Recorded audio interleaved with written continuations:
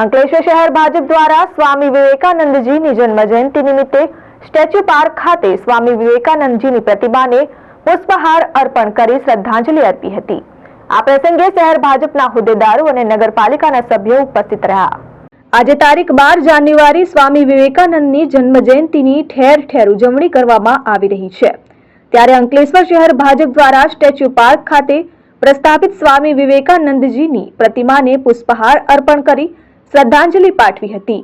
આ પ્રસંગે શહેર ભાજપ પ્રમુખ નરેન્દ્ર પટેલ, નગરપાલિકાના પ્રમુખ લલિતાબેન રાજપુરોહિત, કારોબારી અધ્યક્ષ નિલેશ પટેલ, વિરેલબેન મકવાણા, યુવા મોરચાના પ્રમુખ દક્ષેશ પટેલ, નગર શિક્ષણ સમિતિના વાઇસ ચેરમેન રમણ પટેલ, જિગ્નેશ અંદારિયા સહિત શહેર ભાજપના હોદ્દેદારો અને પાલિકાના સભ્યો ઉપસ્થિત રહ્યા હતા।